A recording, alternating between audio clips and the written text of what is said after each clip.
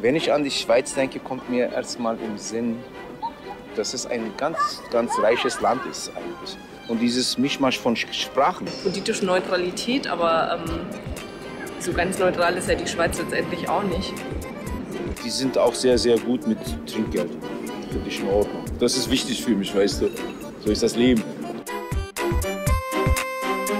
Also man hört so Selbstmordrate und so, Schweiz ganz hoch und so. Da denkt man, vielleicht könnte so die Schweizer in der Beziehung ein bisschen Lockerheit mitnehmen, obwohl die Deutschen natürlich auch nicht sehr locker sind. Sie sind sehr hart, ja. Also dieses Zack, das geht nicht. Wir machen das so, nur weil sie diese ganzen Banken bei sich haben und dieses Geld bei sich haben, denken die, dass das Leben so weitergehen wird. Nein, es wird nicht so sein. Naja, also ich will jetzt keine Belehrung hier machen, aber sie sollten sich schon ein bisschen öffnen.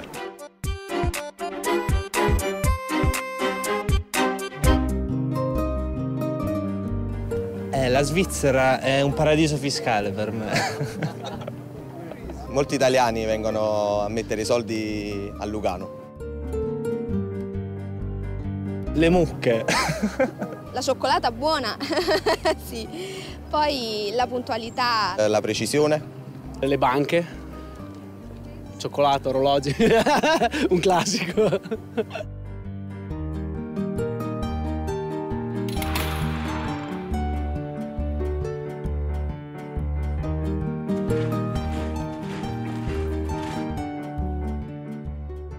Ich glaube, über die 500 Jahre haben wir unsere Qualitäten mehr als genügend zeigen können. Wir stehen zu unserem Wort. Im Ausland wird die Schweizer Qualität sehr, sehr geschätzt. Unser Image, glaube ich, ist sehr gut.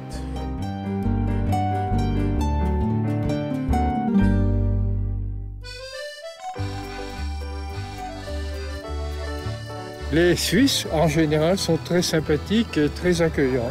Je pense qu'il y a une tolérance qu'il y a pas en France. Les banques. Les banques. Les riches. Ça, c'est à cause de vos banquiers. Vous avez tous nos sous, rendez-les-nous. La neutralité suisse, on n'est jamais neutre. C'est une question compliquée, ça. Est-ce que la Suisse veut apprendre du reste du monde? Je pense pas qu'il y a une grosse différence entre la Suisse et la France. Vous pouvez parfois apprendre à prendre des décisions. Arrêtez de tout le temps être d'accord avec tout le monde. Faites comme nous et prenez des décisions et dites on n'est pas d'accord avec lui ou avec lui. C'est trop facile de jamais choisir de camp.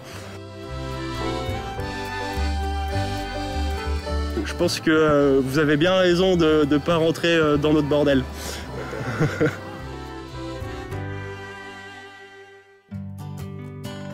Gibt es überhaupt einen Schweizer Geist? Die Schweiz ist kein Staat, die Schweiz ist eine Bank. Was die Schweiz lernen könnte vom Rest der Welt? Ein bisschen mehr Zufriedenheit. Sie wirken irgendwie traurig und unzufrieden, trotz allem, was sie eigentlich haben. Nicht immer sofort kompromissbereit sein. Ich glaube, es könnten viel von der Schweiz auch etwas lernen. Die Schweiz kann alles. Also sie braucht nicht mehr zu lernen. Mit Schweizer Geist assoziiere ich weiß es nicht.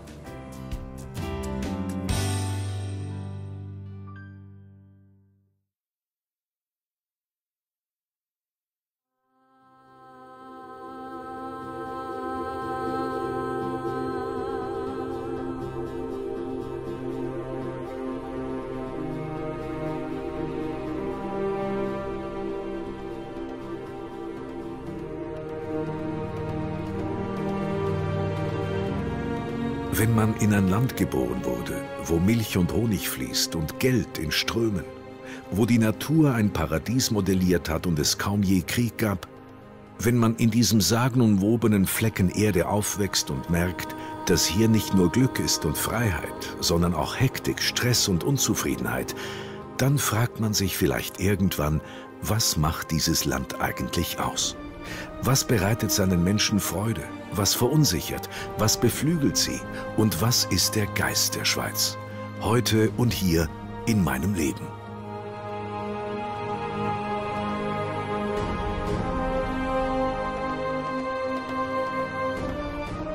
Wir sind durchs Land gereist und auf Berge gestiegen, in entlegenen Dörfern gestrandet und durch Städte gezogen. Wir haben spannende Menschen kennengelernt und sie gefragt, was sie über die Schweiz denken, in allen Landesteilen und in allen Landessprachen. Wir haben versucht, Mythen, Klischees und Wertvorstellungen auf die Spur zu kommen und dem Antrieb für die oft zitierte Schweizer Qualität. Dabei haben wir uns von Intuition und Zufall von einer Geschichte zur nächsten tragen lassen. Denn einer Faszination sind wir von Anfang an erlegen, der fast unglaublichen Vielfalt, die in diesem kleinen Land herrscht. Landschaftlich, kulturell und vor allem menschlich.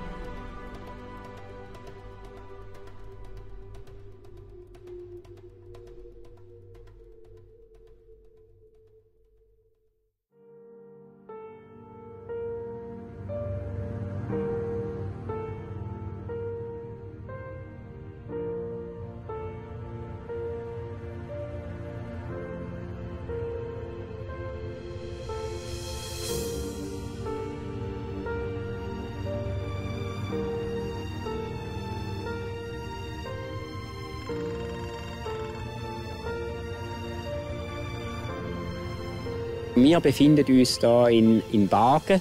Wir sind in der nördlichsten Ortschaft oder, von der Schweiz.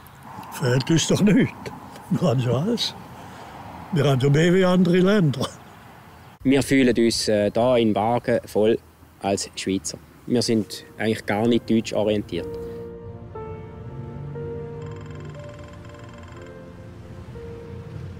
Qui siamo a Chiasso. È il posto più a sud della Svizzera. Si sente più come svizzero o come italiano? Ma io mi sento più come ticinese. Più si va a sud, più il popolo è aperto, è tollerante. Mi sento sicura. La delinquenza minore di tutto il pianeta è proprio qui in Svizzera, pertanto credo che sia un paese molto positivo.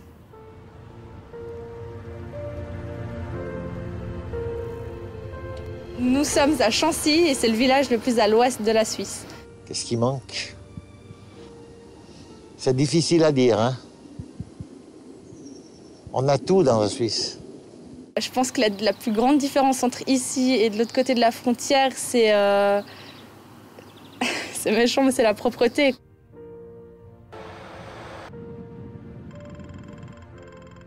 Nu is qui a Müstair e qua is al più all'ost de tot la Svizzera. E es Ciatalel de Püsco Svizzer oder Püsco Italian oder Tirol del Sud? No, sono Svizzer. Ma noi abbiamo qui sono un po' un mondo protetto. Ma i svizzeri sono un po' più precisi, sono più puntuali, e lavorano più bene. Se si compra in Svizzera, quella macchina non va mai rotta. La Svizzera è contenta per buona qualità. E se si compra una macchina italiana, si dà 2 anni la terra veglia e da 3 anni crolla dagli altri. 4 Landesteile, 4 Landessprachen, 4 Kulturen. Das ist in der Schweiz gesetzlich geregelt. Aber noch lange nicht genug der Verwirrung. Es kommen weit über ein Dutzend ausgeprägte Dialekte hinzu, die für Uneingeweihte nicht immer verständlich sind. Wie gehen wir mit dieser Unterschiedlichkeit um, in einer Zeit, in der die Kontinente zusammenrücken und zwischen Nord- und Südpol dank Internet munter in einer Einheitssprache kommuniziert wird? Schweißt uns Schweizer unsere Vielfalt zusammen? Oder gibt es genau darum gar keinen typischen Schweizer? Darf man in diesem Land die Frage wagen, ob 4 Kulturen und Sprachregionen nicht ein bisschen zu viel des Guten sind? Oder wurden gar unsere Landesgrenzen falsch gezogen? schon richtig so, dass die Grenzen so sind. Die 4 Sprachen gehören zu der Schweiz. Ja. Für mich persönlich ist es jetzt nicht optimal, die vielen Sprachen, weil ich persönlich bin jetzt nicht gerade so ein Sprachtalent.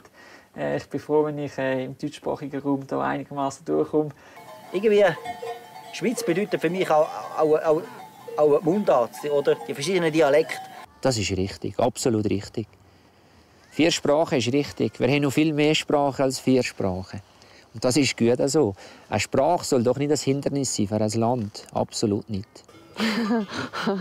Ja, es ist eigentlich verrückt, wenn du denkst, in so einem kleinen Land, dass wir da noch 3 andere Sprachen haben. Aber interessant ist es gleich. Wir beweisen es ja täglich, oder? Ich habe heute am Abend mit Rätoromano zu Nacht gegessen und die geben sich mir, dass wir einander verstehen. Und das ist nicht das Problem. Das ist eine Katastrophe. Also Italienisch und Deutsch ist okay, aber das Romansch und Welsch, das geht gar nicht. Hey, das ist eine Katastrophe. Ich glaube, eine Sprache hat es auch da. Ja, im Prinzip, ich weiss nicht, da mal ich gehe von Romansch, boah.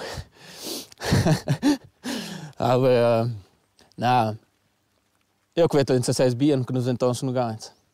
Eu que vedo ich bin ausgegangen, fahren rauszugehen. Mir wäre es lieber, es gäbe ein paar mehr Dialekte mit einer anderen Sprache, oder? Ja, was wäre denn sonst die Schweiz? Deutschschweiz nur? Oder nur das Tessin oder nur die Welsch? Nein, es gehören alle dazu. Das macht gerade die Schweiz aus. Sonst wäre es einfach ein kleines Deutschland oder ein kleines Frankreich. Wenn du die Schweiz anschaust, du hast den Romandie, sind die Franzosen, im Tessin sind die Italiener, hast den Romanschen, im Schweizer Rumänien, den Deutschschweizer vom Deutschland. Was ist der Schweiz, Mann? Ist Ausland, überall.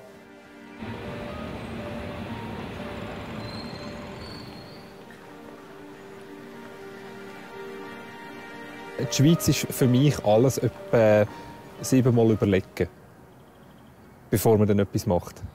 Ich merke das auch bei mir selber an, dass ich wirklich so, ich glaube, dass der Schweizer Geist wirklich aufgesogen hat. Wenn man so den Bünzli-Schweizer karikieren will, es ist eher so ein bisschen der Engstirnig. Alles, was neu und frisch kommt, ist schon mal ein bisschen suspekt. Wäre cool, wenn das einfach in 30 Jahren kommen würde und auch dann nicht wirklich. Das, was früher ist, war besser. Aber ich glaube, so ein grosses Schweizer Klischee für mich ist, was denken eigentlich die anderen? Das ist für mich so das ultimative Schweizer Klischee. Gerade in der heutigen Zeit ein Gedankengut, das ich finde, ist schon ein bisschen von gestern. Also, wenn man einfach sagt, man geht seinen eigenen Weg in einer so einer globalisierten Welt, oder? Wenn man mich anschaut, oder mit Jeans aus Bangladesch und irgendeiner Jacke, ich weiß nicht, aus Burma oder wo auch immer die hergestellt worden ist. Und irgendeine Kamera, die irgendwie auch aus vielleicht China kommt oder so, je nachdem, alles zusammengesetzt. Und wir haben das Gefühl, wir gehen unseren eigenen Weg und lassen uns nicht beirren. Ja, ich finde, das ist schon etwas, was man überdenken könnte. Die Schweizer sind ja total anders in der Romandie, im Tessin und in der Deutschschweiz. Und da gibt es noch ein paar Rätoromane, wo ich ehrlich gesagt nicht wirklich grosse Ahnung habe, wie die so drauf sind. Ich würde mal sagen, die Schweiz ist für mich schon recht einzigartig im Sinne von, was es alles gibt auf so engem Raum. Also, dass es 4 Sprachen gibt, dass es so auch verschiedene Klimazonen gibt. Und es ist einfach krass, weil alles so nah zusammen ist. Oder? Es ist ja so absurd. Du sitzt in den Zug rein und du bist in 2 Stunden bist an einem völlig anderen Ort, oder? Wo aus einer Sprache redet oder ein Dialekt, wo du findest, Jesus Gott, ich muss mich mega anstrengen, um den zu verstehen. Das ist schon faszinierend. Es gibt nicht wirklich Orte, wo man sagt, dort gehst du jetzt aber sicher nicht her. Also, es ist extrem friedlich. Oder? Es ist wirklich schon fast paradiesisch hier.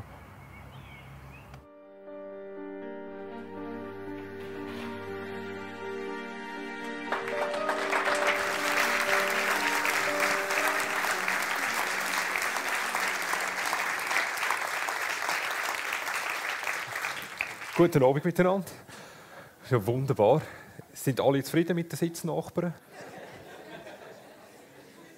Das finde ich ganz schön, wenn sie rüber schauen und sie anfangen zu lachen. Ich habe das Gefühl, dass ganz vielen Schweizer ab und zu ein bisschen mehr Humor im Leben gut tun würde. Auf der Bühne stehen und die Leute zum Lachen bringen, das ist für mich wirklich ein Traumjob. Ich war an der Kante und bin nachher an der Uni studieren, Politikwissenschaft, internationale Beziehungen, und habe während dem Studium immer eigentlich Tourneen gemacht, und nach dem Studium habe ich mich bei mir selber beworben und habe mich dann angestellt. Ja, guten Abend, meine Lieben. Herzlich willkommen zu dieser Sendung, wo wir nicht nur aus Langweile schauen. Die Faszination des Komikers sein.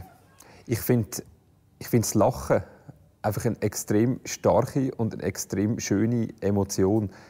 Das bedeutet mir ganz viel. Und wenn ich so zurückschaue auf meine Kindheit, ich habe ganz viele Sachen einfach gemacht, um ein Lachen hervorzurufen bei den Leuten. Das ist eine Emotion, die mir einfach eine extrem grosse Befriedigung gibt. Und wenn ich jetzt hier wie einen ganzen Saal zum Lachen bringen kann, das ist so stark, dass ich fühle mich dann wirklich so, als wären all meine Wünsche in Erfüllung gegangen, die ich auf dieser Welt hatte.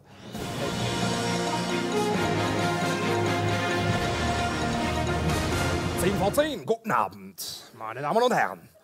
Tag für Tag praktisch dieselbe Situation im Nahen Osten. Man kommt nicht vom Fleck, Frieden ist nicht in Sicht. Beim Parodieren finde ich es wichtig, dass man die Leute nicht einfach in die Pfanne haut, sondern dass, wenn ich sie parodiere, dass ich probiere immer einfach wie den Menschen eigentlich dahinter zu verstehen. Also ich arbeite gern für Implenia. Es geht mir nicht um die Rendite. Ich mag einfach die Margarite. Die Margarite ist eine schnügelige Blume, die während Jahrhunderten in voller Pracht blüht hat, bis der Mensch Streben von seinem Paarungstrieb eingegriffen hat, die Margarite in grosser Zahl ausgerupft und damit den Blumenstrauß erfunden hat. Genau, ist meine Idee. Ich bin grundsätzlich ein positiver Mensch, darum schaue ich eigentlich immer eher sagen wir, die Sonnenseite von meinem Leben an oder von der Welt allgemein an und finde, wie durch diese Energie kann man das Problem lösen. Ja, ich meine, es ist sicher so, oder? Also, Schweizer Geist, ja, also ich glaube eigentlich nicht an Geister. Ich glaube momentan, also vor allem an mich. Also ich finde einfach, ich mache es sehr gut und dafür brauche ich eigentlich keinen Geist. In meinem Kopf müsste das noch mehr vorkommen, quasi im Schweizer Geist auch die Städte mit einzuschliessen. Wir haben eines der besten Bildungssysteme, die es gibt. Oder? Das ist so die Schweiz, die uns dann auch vorwärts bringt. Also so die innovative Schweiz, die Neues entwickelt, neue Wege geht, für kleine Probleme neue, grosse Lösungen herausfindet. Das finde ich spannend. Aber das ist eben schwierig in Bilder zu fassen.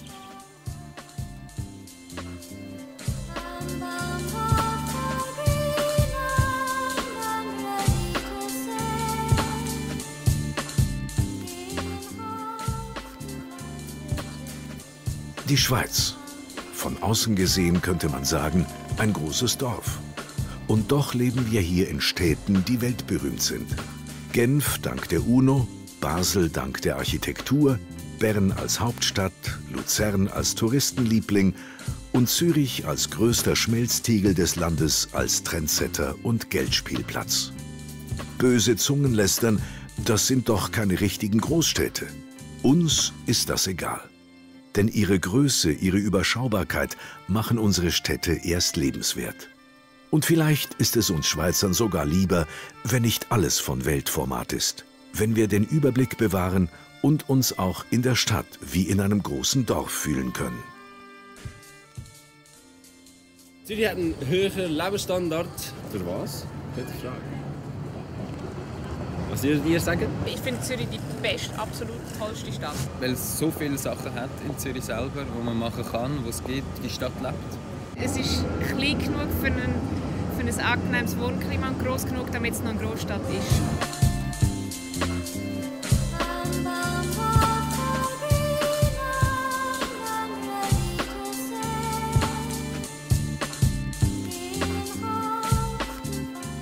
Wir stehen gerade am Paradeplatz. Am Paradeplatz hat es eine ZKW, hat es eine Credit Suisse, hat es die UBS. Ich vertraue der Bank nach wie vor immer noch, weil gut, ich bin ein kleiner Fisch. Also ich meine, ich kann nichts und ich kann nichts verlieren. Also was soll's, oder? Ich bin arm. Ich bin Musiker. Geld. Zürich ist aufgebaut auf Geld. Ich glaube, ohne die vielen Banken, unter mir hat es einen riesigen Tresor mit ganz viel Geld drin. Ohne die ganzen Banken und Geld überhaupt würde es gar nicht laufen. Also die Schweiz wäre nicht am gleichen Ort ohne die Schweizer Banken. Die Schweiz ohne Banken wäre Schoki und Käse. Schweiz ohne Banken? Also kann ich mir deutlich besser vorstellen als Schweiz ohne Schokolade. Jetzt natürlich ist das Umfeld viel schwieriger geworden. Auch das Ausland schläft nicht.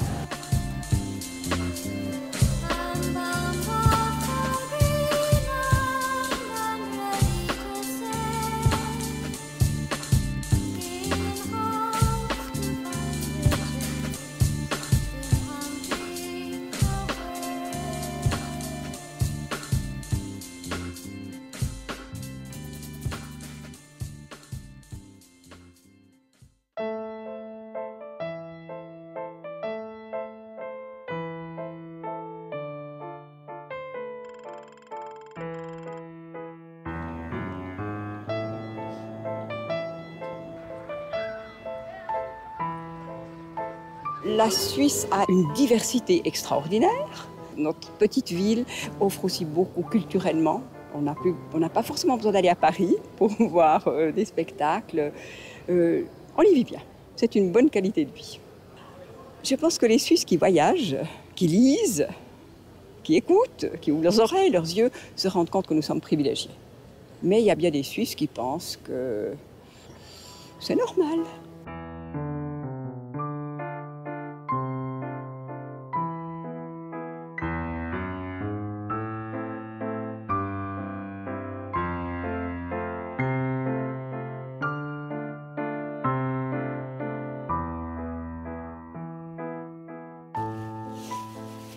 Il n'y a pas de Suisse typique.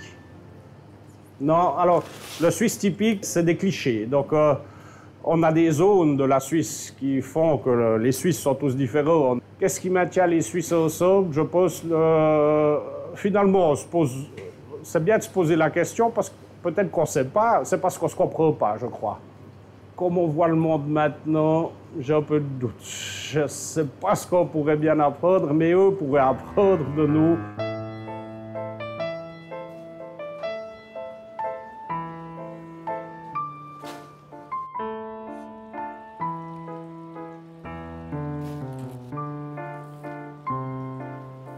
On est dans un pays qui a une qualité magnifique, une qualité de vie exceptionnelle. Si on peut faire ce qu'on aime, qu'on a la santé pour le faire,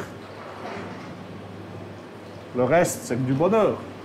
L'absinthe, c'est un produit miracle. C'est une boisson extrêmement appréciée, apporte des bons sentiments qui rend heureux les gens.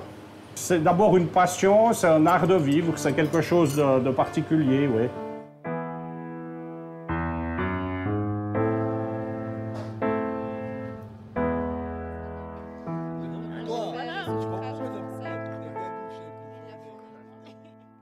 Ah, ça c'est une bonne question.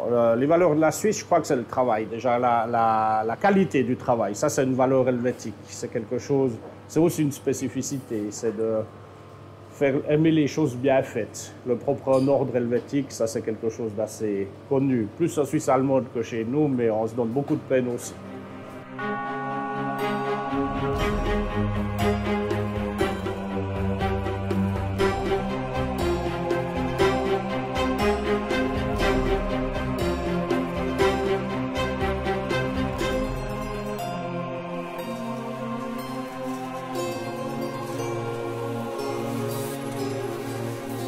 Im Prinzip war das erste Produkt ja das Sackmesser.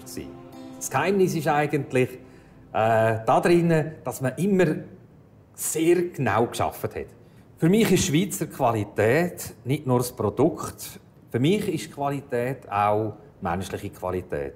Respekt vor dem anderen, Respekt auch im Umgang mit der Umwelt. Durch alles zieht sich eigentlich eben die wunderbare Philosophie und das tut sicher auch auf unsere Produkte ausstrahlen.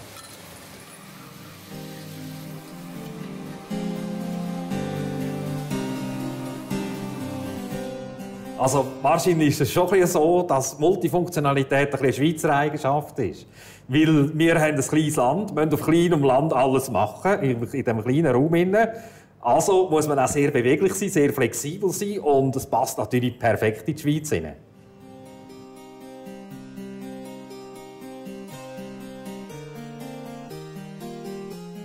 Früher hat es geheißen, jeder richtige Schweizer Bub hat ein Sackmesser im Sack, weil, wie gesagt, es ist ein Werkzeug, der dir durch das ganze Leben helfen kann. Und ich glaube, wir werden in der Welt aussen wirklich so wahrgenommen als sympathische Helfer, auch als bodenständig vielleicht, auch als noch normal bleiben. In einer Welt, wo eigentlich alle Werte verschwinden, suchen die Menschen nach Werten. Und ich glaube, die finden es halt in solchen Produkten.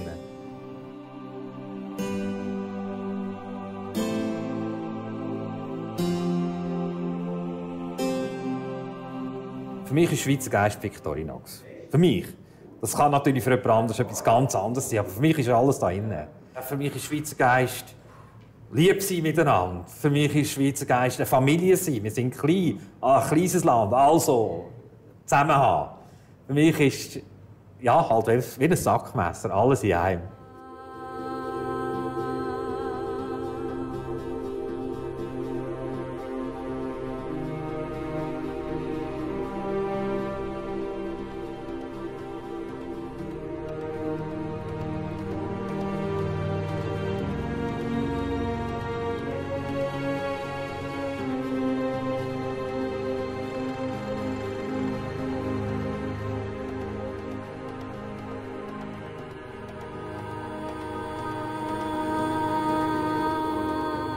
Meine Hauptmotivation ist halt irgendwie schon, ich bin schon sehr, sehr gerne draussen. Also draussen heisst natürlich, der geht eigentlich verbunden mit irgendwie mit Wänden, die steil sind und so, mit allem halt.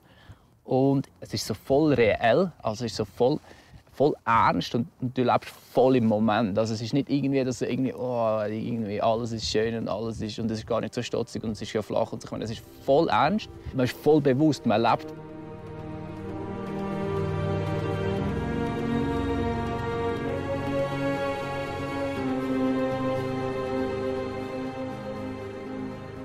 Wenn ich das Gefühl habe, es passt, dann bin ich bereit, relativ viele Risiken einzugehen. Dann versuche ich wirklich halt rauszuholen, was möglich ist. Ja. Der Rekord am Eiger hat mir sicher sehr, sehr viel bedeutet. Und gleich muss ich sagen, das ist nicht meine Hauptschiene. Also ich habe das Speedklettern mache ich nicht sehr, sehr oft oder sehr gezielt oder was auch immer. Und ja, irgendwie bedeutet es mir durch das noch fast ein bisschen mehr. Ich meine, wenn ich mir irgendwie vorstelle, dass ich irgendwo dort wieder bin, kommst du die schwitzige Hände rüber.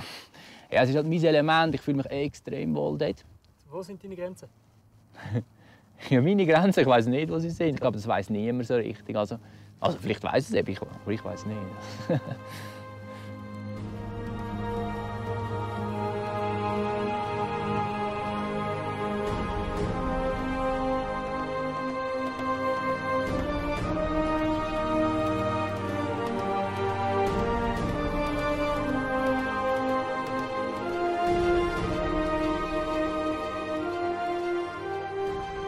Das ist halt mehr als einfach nur irgendwie ein Ort auf der Landkarte, sondern das ist halt Heimat und das sind halt ganz, ganz viele Sachen, die du damit verbindest. Schweizer Qualität ist sicher, also da muss ich schon sagen, ist halt schon ganz klar, zum Beispiel das Sackmesser, das ich habe. Es funktioniert einfach schon extrem stark und da machen wir schon noch einen Unterschied zu irgendwelchen anderen Ländern und das ist halt schon cool. Ja.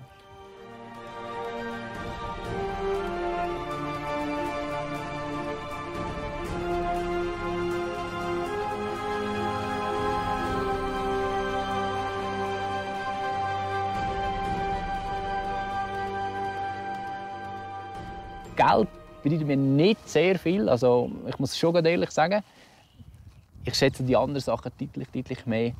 Es ist ja immer klar, ich meine, Geld das braucht jeder und das ist schon wichtig und das macht unabhängig und alles. Aber was halt schon deutlich überwiegt, ist halt schon, dass das Ganze halt ein bisschen, manchmal wirklich halt ein bisschen im Hier und Jetzt halt zu sehen.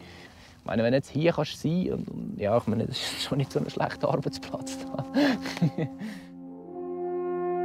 Ob Sackmesser oder Gipfelstürmer, ob ehrwürdige Uhrenmarke oder innovativer Jungunternehmer, in unserem kleinen Land scheint es erstaunlich viel Platz zu geben für beste Qualität. Und erstaunlich wenig Grund, einen großen Wirbel drumherum zu machen. Obwohl wir in vielen Disziplinen zur Weltspitze gehören, leben wir den Zeitgeist vielleicht ein wenig unaufgeregter als anderswo. Klar, Wir interessieren uns für ihn, aber wir misstrauen gleichzeitig seiner Oberflächlichkeit. Liegt das daran, dass wir in unserem Land immer wieder an unsere Wurzeln erinnert werden? Dass Brauchtum und Traditionen allgegenwärtig sind? Und wie ist das genau mit diesen Traditionen? Werden die bloß zelebriert oder auch wirklich gelebt? Und falls sie gelebt werden, heißt das, sie dürfen sich auch entwickeln und verändern?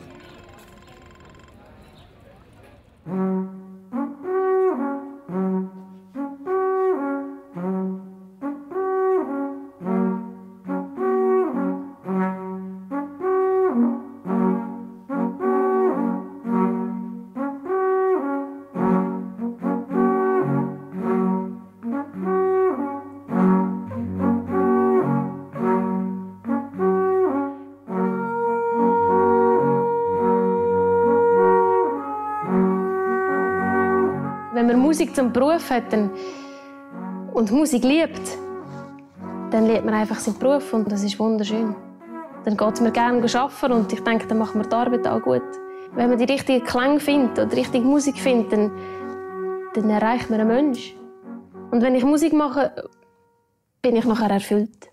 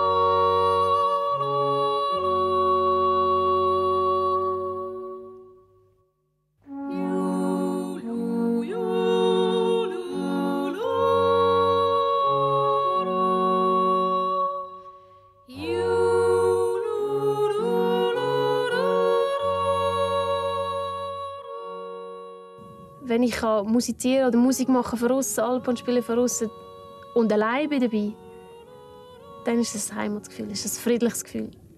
Naturtöne, die sind auf der ganzen Welt, die sind universal gleich und universal schön.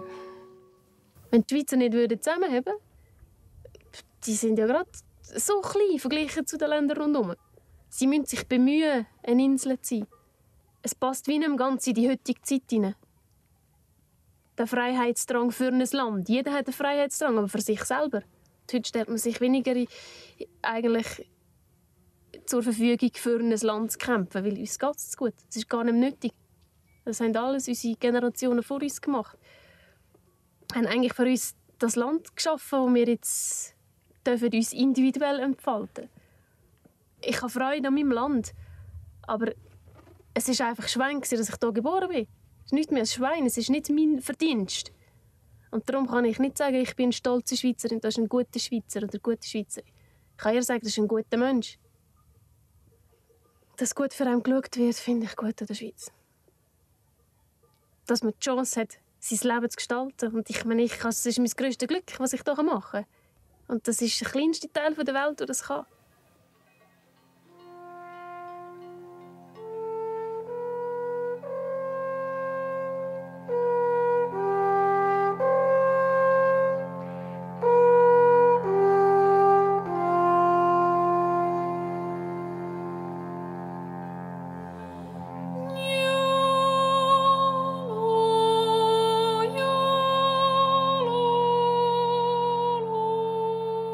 Ja, es sollen viele in die Schweiz kommen und irgendwann hat es einfach nicht mehr viel Platz. Wir müssen überbauen und das finde ich schade.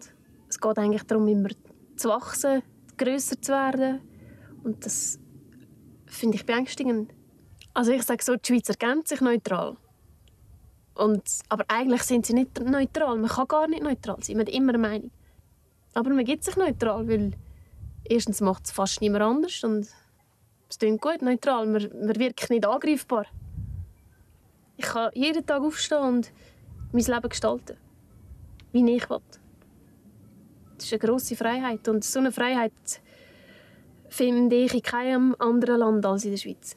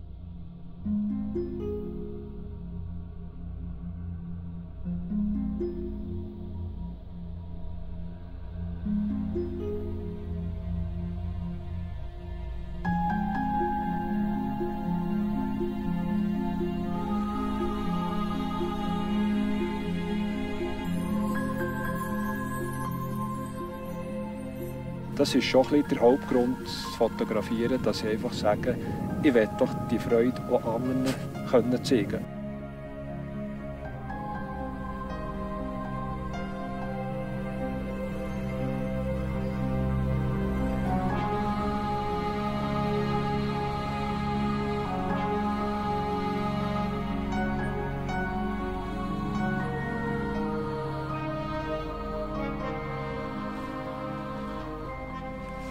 Oder andere Leute suchen ein 4- oder ein 5-Sterne-Hotel. Hier oben, wenn man hochschaut, dann hat das natürlich mehr als 5 Sterne. Und darum habe ich einen 10-Sterne-Schlafsack. Da bin ich viel wohler als in einem 5-Sterne-Hotel.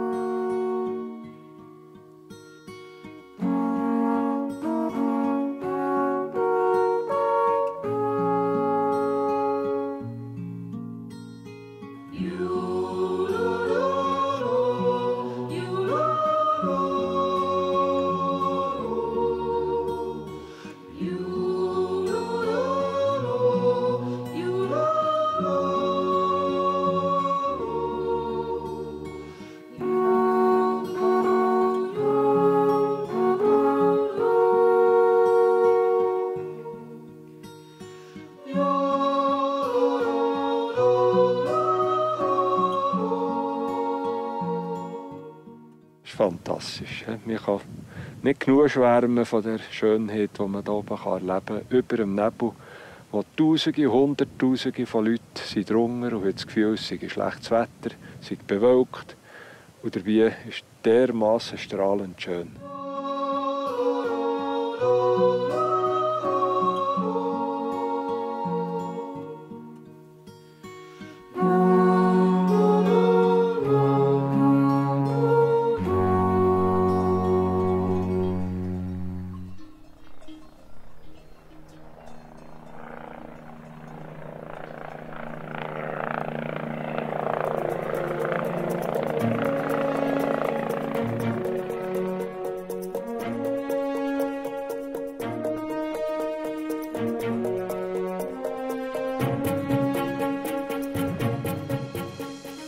Es ist, denke ich, schon immer naturell von uns, dass man versucht, das, was wir machen, gut zu machen. Ich denke, wir haben ein gutes Image und die Qualität, die man uns nachsagt, die erfüllt die Schweiz auch.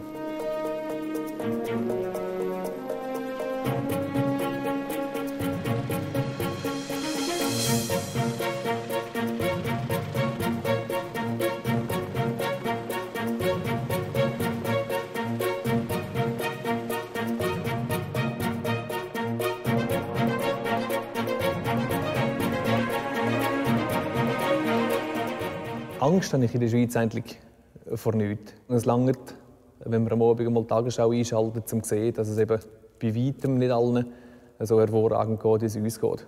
Und sich das ein bisschen mehr bewusst sein, denke ich, würde nicht schaden.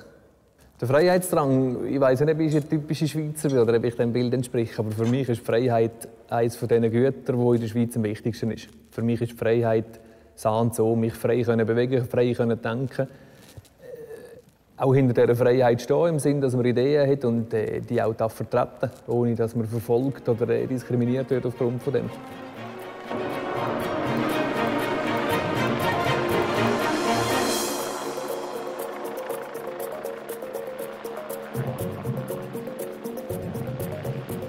Grundsätzlich ist eigentlich die Träger so organisiert mit der Struktur der Basen in der ganzen Schweiz, dass man jeden Punkt vom Land innerhalb von 15 Minuten erreichen kann. Helikopterpilot ist mein absoluter Traumberuf. Das ist der eigentliche Bubentraum, den ich die Chance hatte zu erfüllen. Ich durfte mit 5 den ersten Rundflug machen, aussteigen und der Fall war klar. Der Traum vom Fliegen. Der Mensch in sich, den habe ich im Meer und wenn man fliegen kann, fliegen darf, das ist etwas Fantastisches.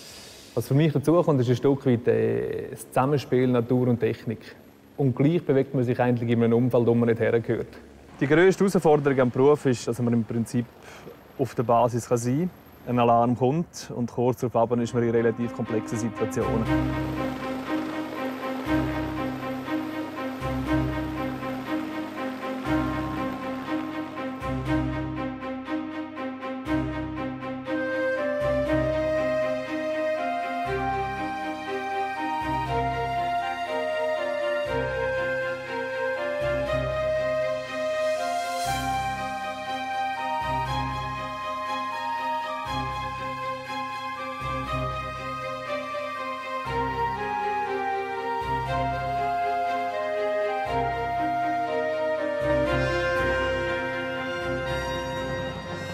Ich habe nicht das Gefühl, dass sich Menschen bewusst die Gefahr begeben. Also wenn ich mich in den Bergen bewege, dann gehe ich nicht ein grosses Risiko ein, weil ich weiss, dass allenfalls ein Träger kommt und mich rausholt. Von da, wo wir gelandet sind, konnte die Ärztin zu Fuß zum Patienten die Situation beurteilen. Und so wie es jetzt aussieht, wird es einen Windeneinsatz geben, dass wir den Patienten dort in den Bergen können, auf Barren verladen und nachher auch ins Spital geflogen wird von da aus.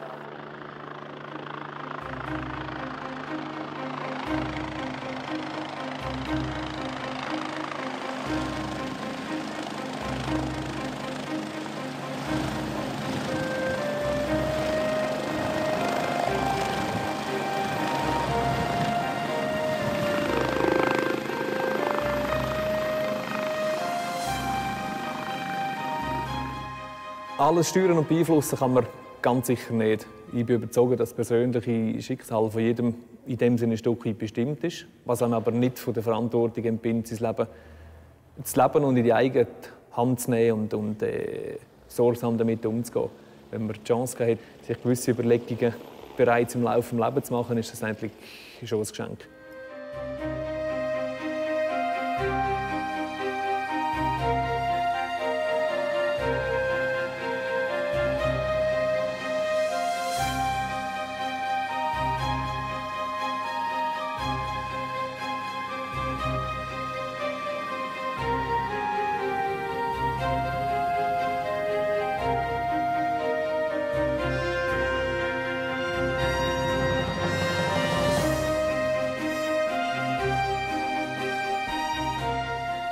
Meine Tätigkeit bei der REG hat mein Denken oder meine Sicht aufs Leben schon ein Stück weit verändert. Was einem hier enorm stark bewusst wird, ist die Tatsache, dass es nicht nur von heute auf morgen alles anders sein kann, sondern buchstäblich von jetzt auf nachher. Das sind Situationen, wo man nie daran denkt, wo nachher eben das ganze Leben anders aussieht. Und für mich hat das schon ein Stück weit das Bewusstsein und Dankbarkeit dem Leben gegenüber schon auf einen anderen Level gestellt, in dem Sinn. Das Credo, das ich danach lebe, ist «Geniesse jeden Tag und Jetzt». Man weiß nicht, was morgen ist.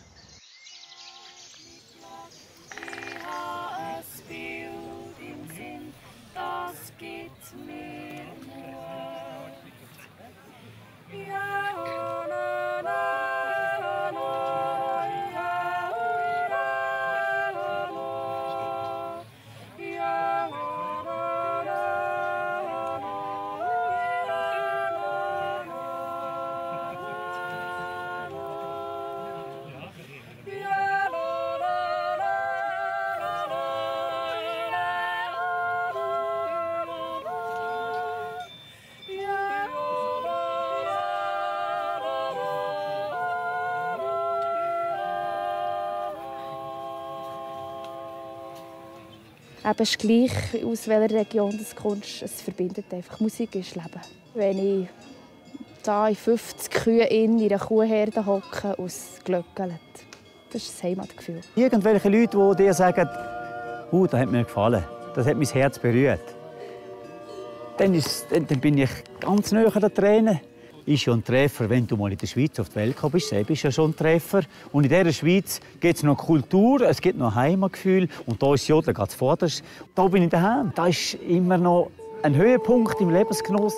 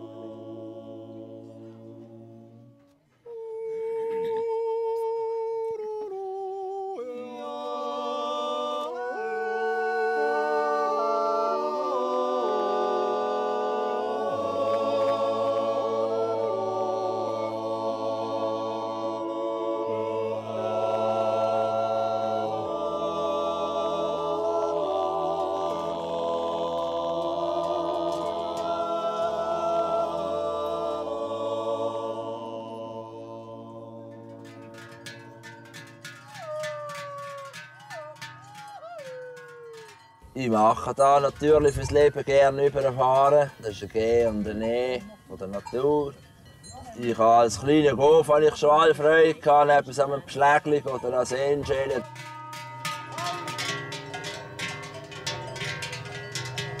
Wichtig ist einfach, dass wir Sorge geben zu unserem Land. Ganz sicher mal gerne kein EU-Beitritt, weil nachher sind wir dann versagt. Das kann ich nur sagen, was ist es eben. Und sonst sind die Ausländer nicht gierig auf die Schweiz. Warum will alles zusammen in die Schweiz? Oder? Warum? Warum? 700 Fragezeichen, warum?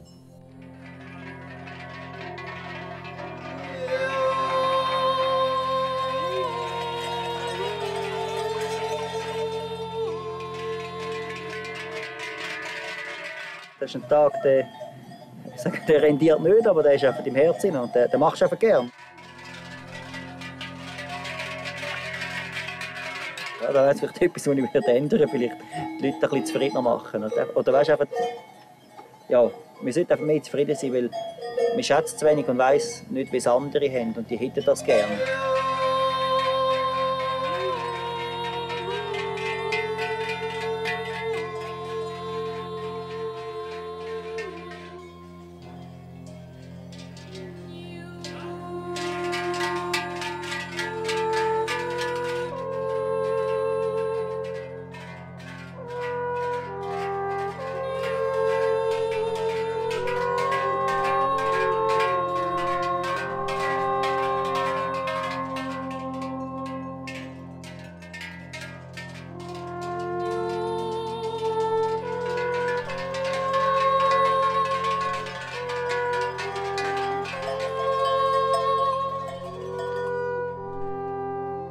Wir haben alles, wir haben Berge, wir haben Seen, wir haben Wälder, fruchtbares Land.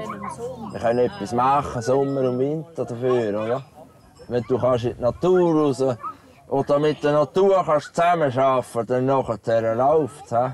Von außen siehst du manchmal eine Kleinigkeit, wo du einfach staunen musst.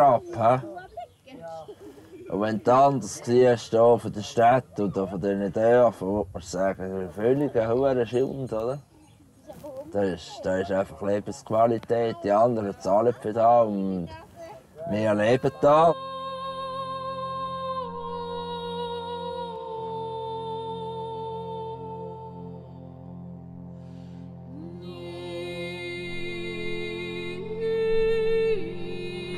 Tula, mach mal die Tür auf, du musst frische Luft reinlassen. Mach mal die Tür auf. Dicke Luft da rein. Oh nein, sonst gibt es noch Platz.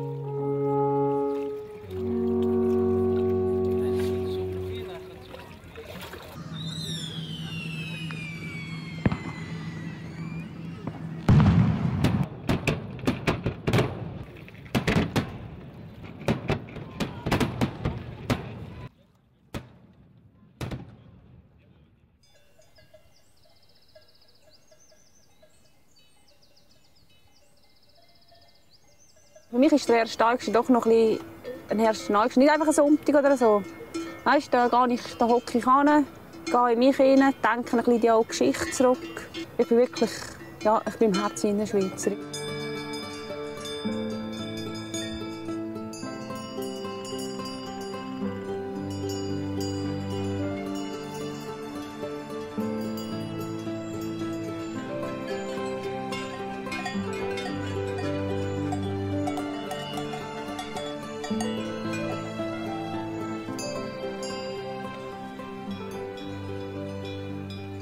Es war sicher früher schon gut, weil sie haben sich durchgebracht, die Schweizer.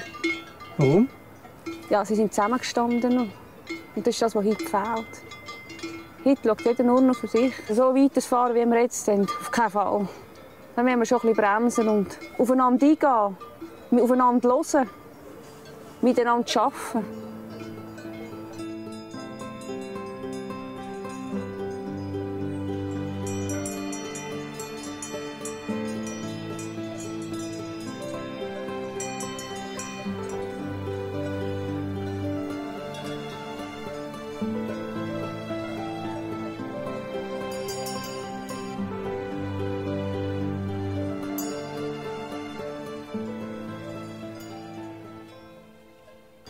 Es gibt schon ganz spezielle Leute, die noch das richtig ausleben, den Freiheitsdrang.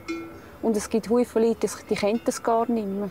Entweder sind sie gebunden auf der Arbeitsstelle oder sind sie schon gebunden irgendwie, wo sie gar nicht mehr dazukommen. Und die es noch kennen, das sind nur eine der wenigen Glücklichen. Und die sollen es genießen, solange sie es kennen. Weil es kommt eine Zeit, da können sie es überhaupt nicht mehr. Kannst du es? Ich kann es. Und ich genieße es auch. Jeden Tag danke ich Gott, dass ich gesund bin, dass ich die schöne Landschaft geniessen kann, dass ich da sein kann. Ja, ich kann es wirklich. Ich brauche eigentlich nicht so viel.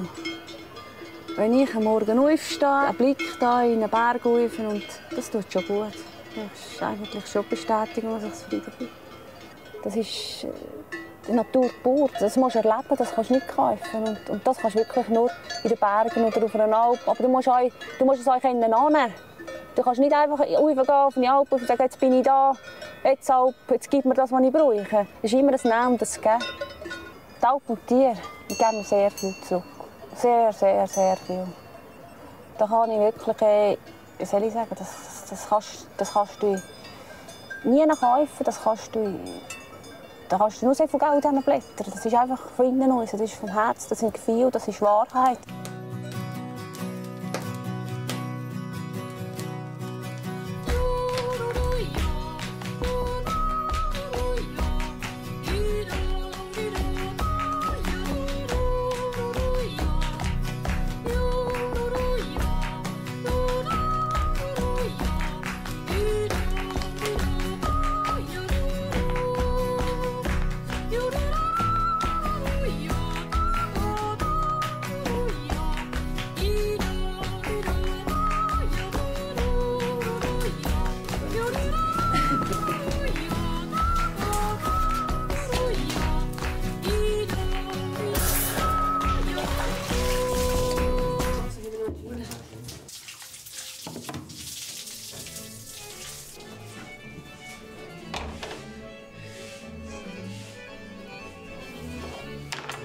Ganz schöne Käse, wirklich. Das ist jetzt sind sie wirklich, wie sie sein. Mein Vater immer selber Käse und irgendwann ist der Zeitpunkt gekommen, dass ich das selber angefangen habe. Und das war auch wie ein Virus. Du siehst die Käse im Speicher.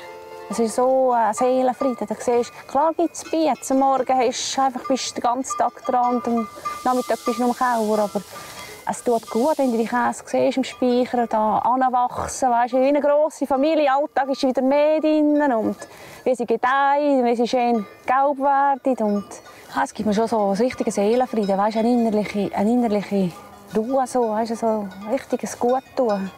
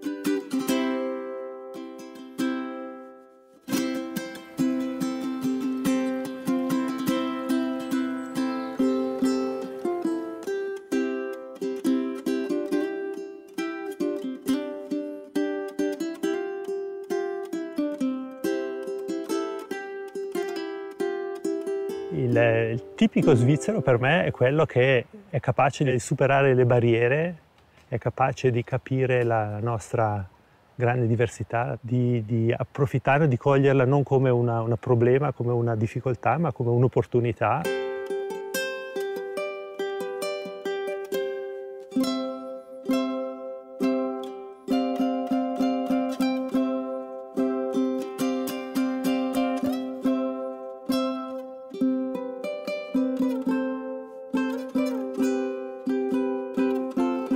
Noi ticinesi siamo a cavallo tra la cultura tedesca, germanofona, e la cultura italiana.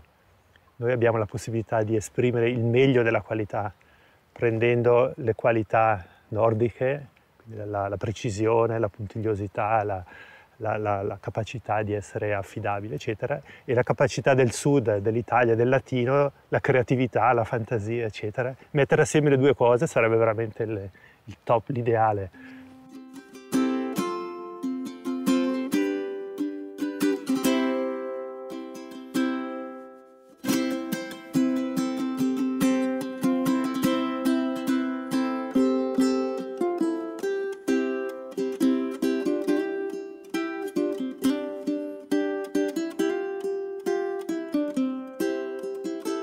La pianta di castagno è stata portata in Svizzera e in Europa, in tutta l'Europa, dai Romani, 2000 anni fa.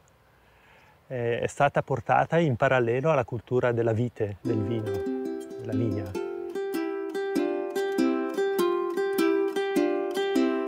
Nel Medioevo fino al 1800 erano un elemento fondamentale della cultura e anche del nutrimento. Un terzo del fabbisogno di calorie della popolazione era coperto dal castagno.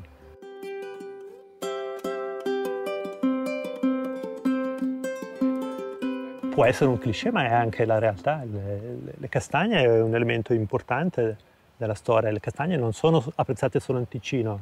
I marroni Hendler sono in tutte le piazze di tutta la Svizzera. La Svizzera è un paese il maggior consumatore per persona di castagne in Europa. La castagna è un prodotto molto variato, molto equilibrato, contiene carboidrati, contiene proteine, contiene vitamine, contiene sali minerali. La castagna è il simbolo della diversità, della variabilità, è l'emblema della pluralità come la Svizzera.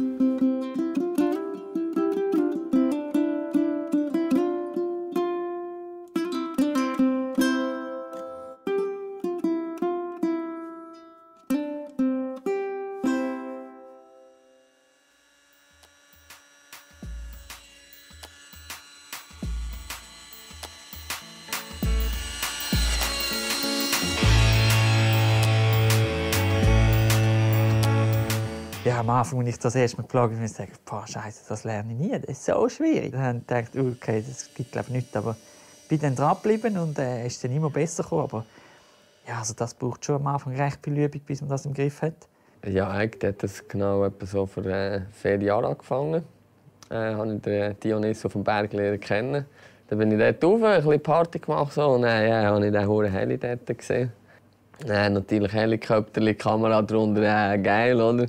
Geschwind schauen. Und dann habe ich gesagt, ja, kann ich da in diesen Bildschirm hineinschauen? Dann haben wir Wunder und so hineingeschaut. Und ja, das Zeug hat vibriert und da. Also das hast du nicht gezeigt. Das Bild, das war halt nicht so ruhig. Es hat halt teilweise noch ein bisschen geschwommen und so. Ich habe gemeint, ja, aber dann der Kamerakopf, der da die Kamera drin hängt, ja, das können wir besser machen. Er hat da noch Ideen. Dann habe ich mir im volles Aufhalten gesagt, du, ich baue dir einen neuen Kopf, oder? Ja, ich habe gesagt, ja super, weißt du, erzählen dann noch viel, oder? Dann, ja, also, dann mach mal. Dann habe ich den gebaut. Und dann tatsächlich, es ist keine Woche gegangen, bin ich schon bei ihm auf dem Flugfeld gestanden, also das heisst hier in Meiringen. Und dann haben wir sein neues Gebilde getestet. Und die Aufnahmen sind ja schon massiv besser. Also eigentlich haben wir schon das Zeug anbieten. Von dort an sind wir eigentlich zusammen unterwegs. Dann haben wir dann die Firma aufgetan, also GmbH. Und dann war es Rock'n'Roll.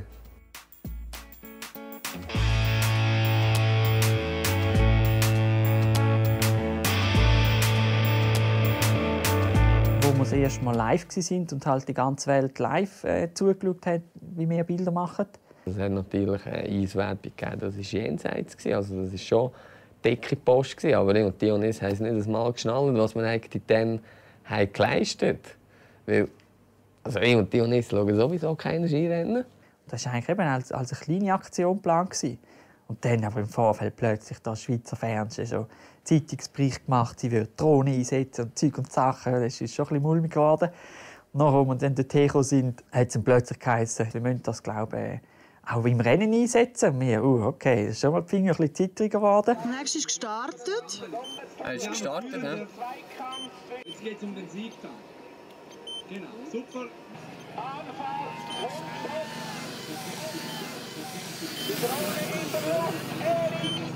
Yes, das ist ne! Ja, Mann, das ist ein Banger-Shot. Top. Achtung, Sieg. Yes! Und in dem Moment war ich natürlich mega nervös und hat das noch gar nicht so ganz richtig realisiert, was da eigentlich alles abgegangen ist. Schlussendlich ist ja scheint das Event, das hier in der Schweiz eigentlich der grösste Event, das live gesendet wird. Und 1 Million Leute mal auf den Screen schauen. Das Team Dionys David, das ist einfach mehr auf dem PC, der ist Rock'n'Roll angesagt. Und das ist halt schon geil. Du weißt halt genau, auch wenn die anderen so gut sind, wenn du nicht die Liebe hast zu dem, was du machst. Weil das ist wichtig, schlussendlich. Wenn du etwas gerne machst, das bringt dich dann auch weiter.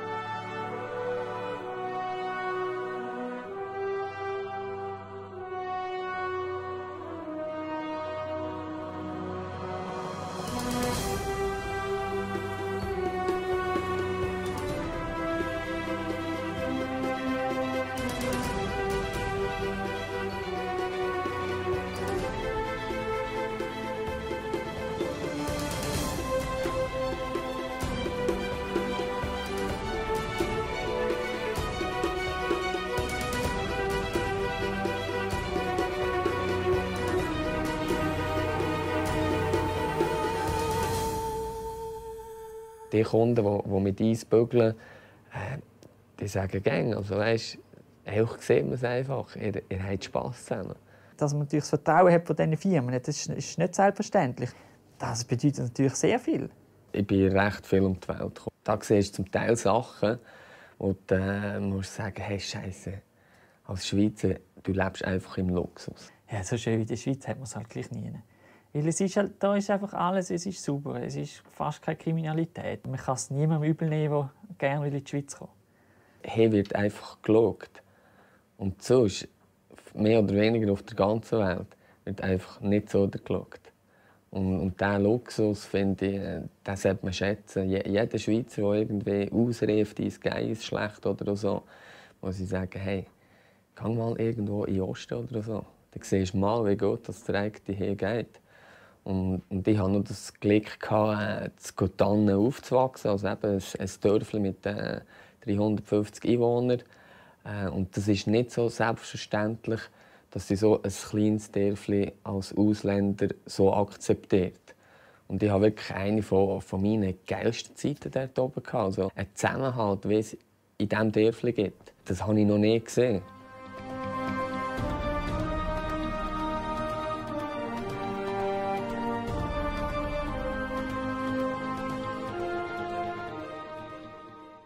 Die Zeit ist natürlich ein grosses Problem. Ja, von dem hat man einfach immer zu wenig. Wirklich. Das ist noch viel schlimmer als Geld. Geld kann man irgendwie generieren, aber Zeit nicht. Und die Zeit läuft einem unwillkürlich einfach davon. Das ist der Wahnsinn. Also, ich muss schon sagen, die Schweizer haben schon ein bisschen Steck im Marsch. Aber natürlich, was der Schweizer halt hier ist, ein ganz korrekter Mensch, finde ich. Er ist selten einfach zufrieden, so wie es ist. Er will es immer noch besser machen. Und das ist natürlich auch unser Ansporn. Ich meine, man kann sagen, ja, so wie es jetzt funktioniert, das läuft ja. Also, wieso tun wir noch etwas Neues bauen? Das ist ja gut, aber ja, es ist natürlich noch lange nicht perfekt. Man kann natürlich noch so viel verbessern und ausprobieren. Und ja, ich denke, das macht sicher ein bisschen den Schweizer Geist aus.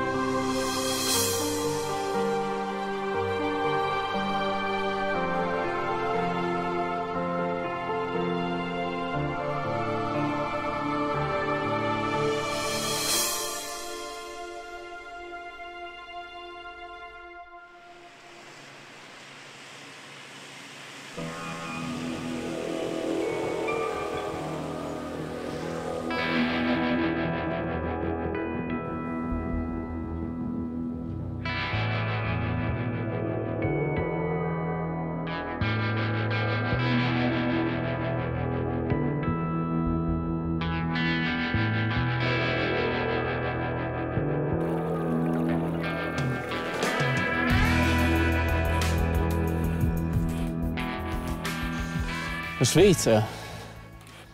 Svizzera è per me democrazia, sicurezza, una possibilità di sviluppare e fare cose che non si può fare in altre terre, in principio. Un tipico svizzero è dativo.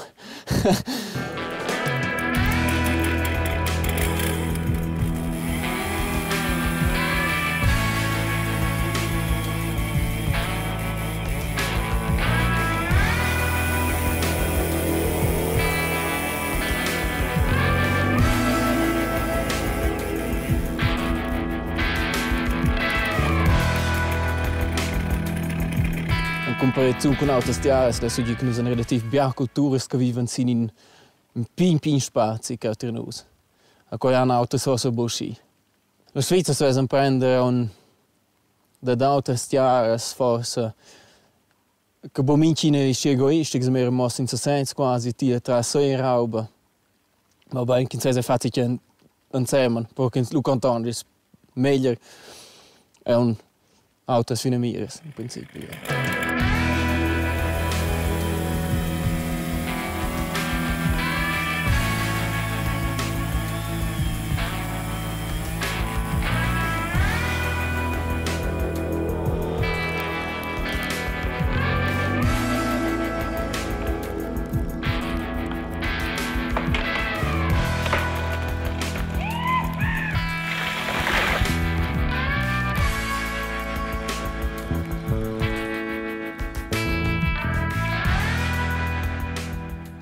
Gli uomini sono di grande importanza.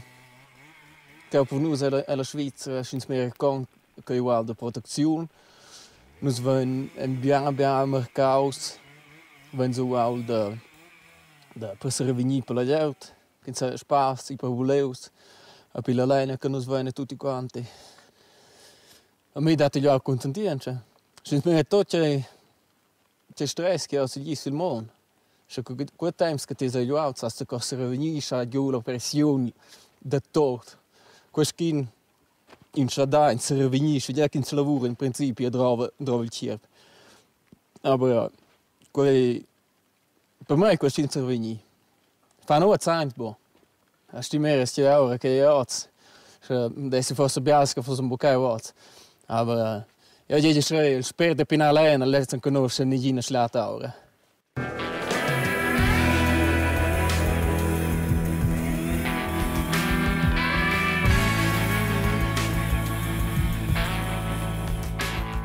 Qualche fa che ho quando in legge per un camerato.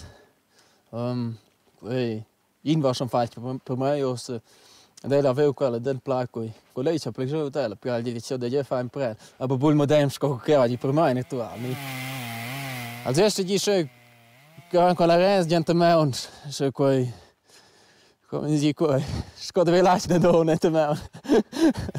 Da in principio che sono interessante. Coi un strumento che ti una chitarra per esempio ti si vive bene coi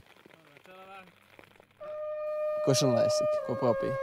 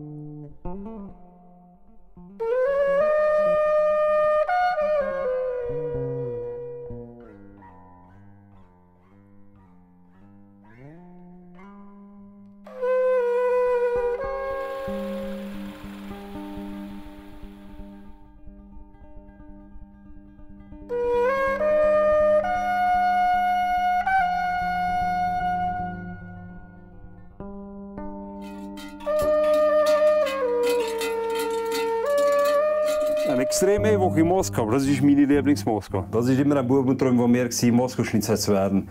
Das sind ein Volk und die haben einfach mit dieser Moskau die Idee überfallen. Das ist Moskau, die ist versteckt, haben Fehler angekommen. Moskau hat sicherlich nicht geschnitzt jetzt, einfach im Prinzip vorstellen, Laden, 2 Lecker. Hat damit die Idee überfallen, haben das Essen gekriegt, haben Reich immer geholt und sind damit zurück in den Wald gegangen. Das sind Schurtendiebe gewesen. Da lebt man schon drin, das ist immer so gedacht. Und man darauf nieder ist, man bildet eine Einheit, das dem, was man da hat. Und der achte, ob man nicht ausgeweckt oder etwas schmeckt oder so.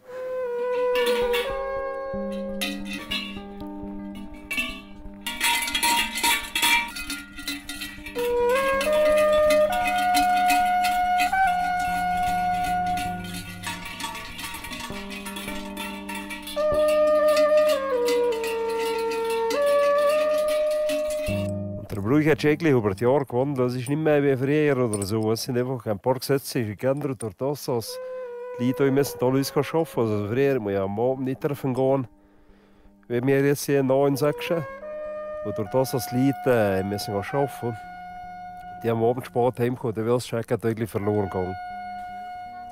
Was macht für dich persönlich die Faszination aus? Schutzmiete ist an so in einer Maske zu verstecken, also man im Alltag kann, in Fliehen.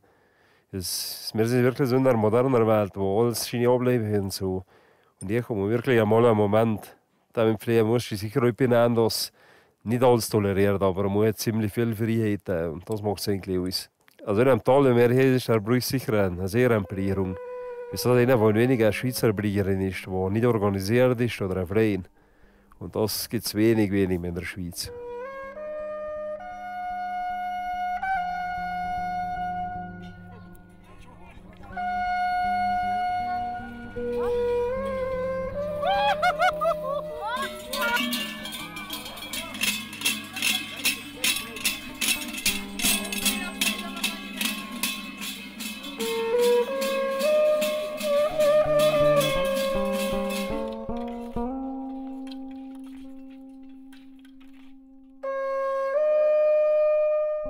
Eigentlich sind es jetzt kleine Sachen im Leben, die ein Ding schön machen. Wenn man das sieht und sieht, was wir das Land haben, müssen wir eigentlich zufrieden sein.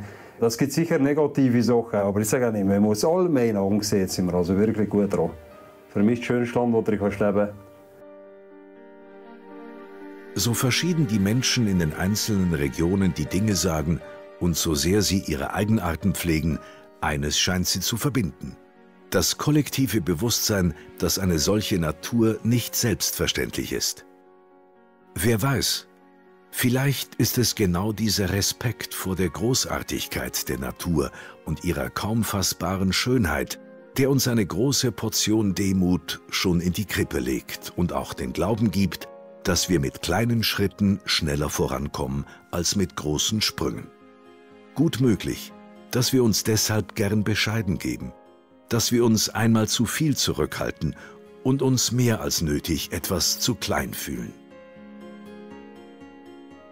Wenn man in ein Land geboren wurde, wo Milch und Honig fließt und Geld in Strömen, wo die Natur ein Paradies modelliert hat und es kaum je Krieg gab, wenn man in diesem Schlaraffenland lebt und die Möglichkeiten sieht, sich selber zu sein, sein Leben aktiv zu formen, dann steht man vielleicht irgendwann hoch über dem Aletschgletscher, Aug in Aug mit den Achttausendern, den 7. Himmel zum Greifen nah und realisiert, das hier ist das Paradies.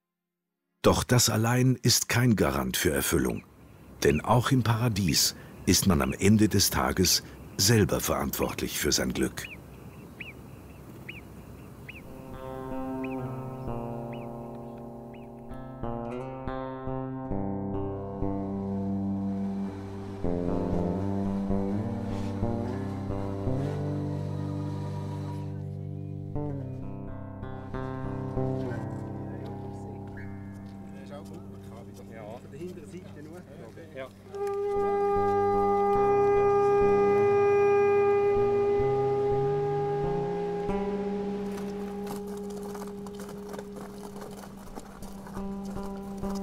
Die Schweiz ist für mich sehr vielfältig. Die Schweiz ist für mich ein Haufen Berge, ein Haufen Ballungszentren und alles gehört dazu.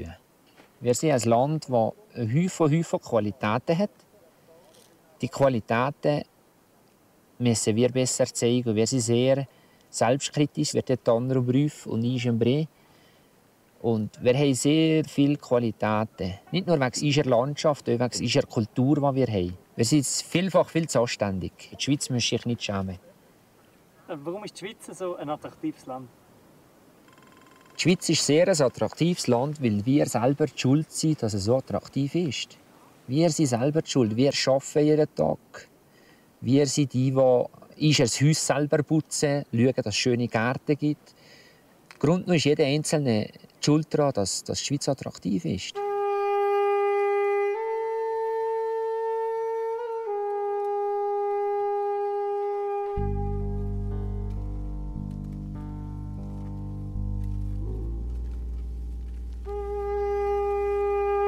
Das Einzige, was wir verliehen müssen, über die Bücher gehen in der Schweiz, ist die Ausländerpolitik. Ich bin sehr viel mit Ausländern zusammen.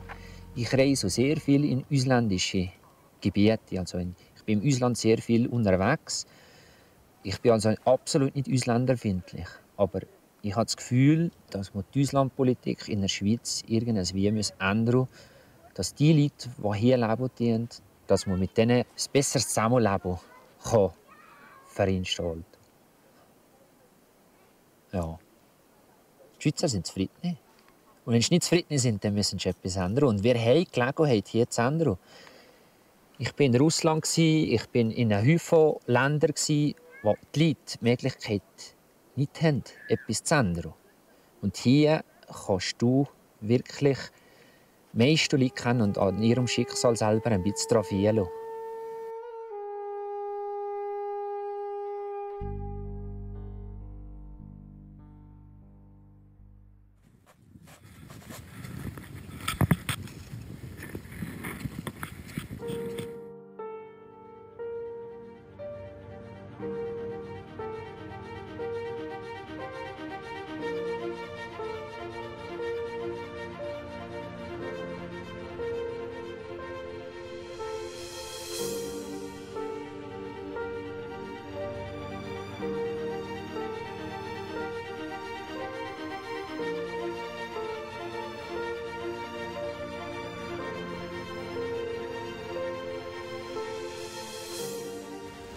Wir sind hier vor der Dufourspitze. Die Dufourspitze ist der höchste Punkt in der Schweiz. Es ist ein Grenzgipfel, also zu Italien. Es ist 4637 Meter hoch. Wir sind mitten in einem Massiv von Monte Rosa, in einem der größten Gletschergebiete von Europa, die noch da sind. Und du bist eigentlich immer in der Höhe, schaust du die Schweiz aus diesem Grund vielleicht ein bisschen anders an? Ja, das ist schon möglich, dass ich die Schweiz anders anschaue. Ich bin viel auf diesen Höhen und ich bin viel mit Leuten unterwegs, die nicht so viel auf diesen Höhen sind. Und da merke ich an diesen Leuten schon, dass das etwas Spezielles ist. Das gehört absolut zur Schweiz, wo wir sind. Das ist ein grosser Teil von der Schweizer Fläche besteht aus solchem Terrain, wie wir uns hier bewegen. Hier oben ist die Natur noch vollkommen da. Also es hat zwar ein Gipfelkreuz, aber ansonsten ist das eigentlich noch ursprünglich wie vor der ersten Begegnung. Also der Einfluss von Menschen ist hier sehr minim.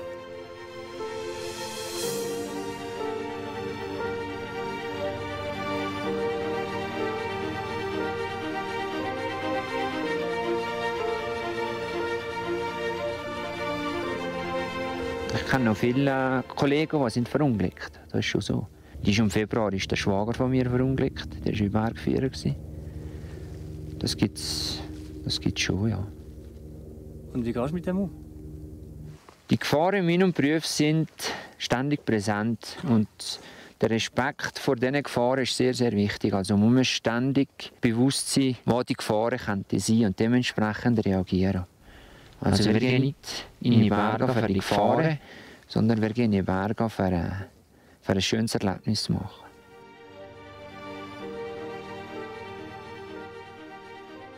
Also, wenn wir so Touren machen wie die Dufourspitze, ist das Equipment sicher sehr wichtig.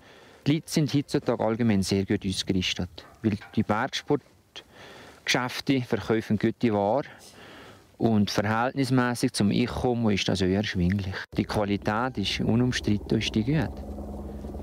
Und allgemein Schweizer Qualität? Die Schweizer Qualität ist super. Wie ist die Schweizer Qualität?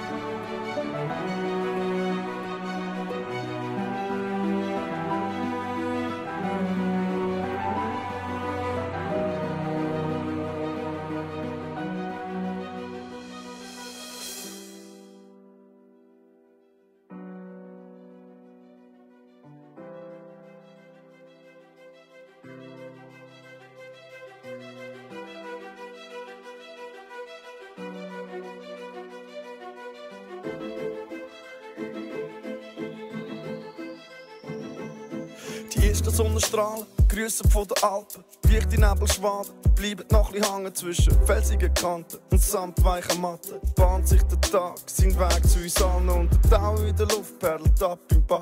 Vom Dorf zum Fluss, in See bei der Stadt. Himmel und Hölle liegen so nah beieinander. So viele grosse Träume in so einem kleinen Land. Und man macht sich auf den Weg, um den Tag zu nutzen. Es gibt immer etwas zu machen gegen schlechte Gewissen. Und man bleibt auf dran, jeder macht was er kann. Und all in allem sind wir zufrieden durch das. Nur unsere Sehnsucht schweift ab in die Ferne. Fliegt aus der Stadt übers Meer in die Wärme. Wo liegt schon wieder das Glück? Jedes Kind weiss, dass es liegt in Panama und Panama liegt in der Heimat. So viel grosse Träume im Geist von der Schweiz. So viel Lachen und Freude im Geist von der Schweiz. So viel Glück und Zuversicht im Geist von der Schweiz. Weißt du, was du hast? Am Geist von der Schweiz. So viel grosse Träume im Geist von der Schweiz. So viel Lachen und Freude im Geist von der Schweiz. So viel Glück und Zuversicht im Geist von der Schweiz. Weißt du, was du hast? Am Geist von der Schweiz.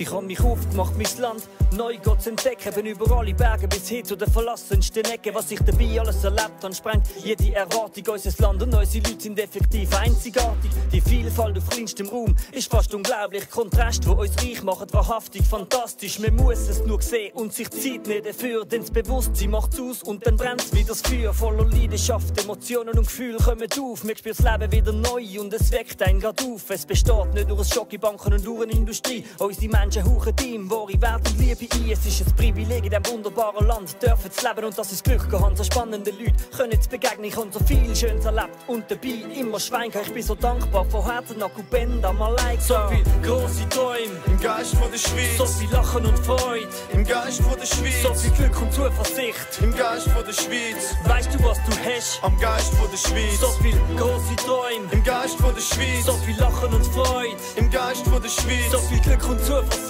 im Geist von der Schweiz. Weißt du, was du hast? Am Geist von der Schweiz.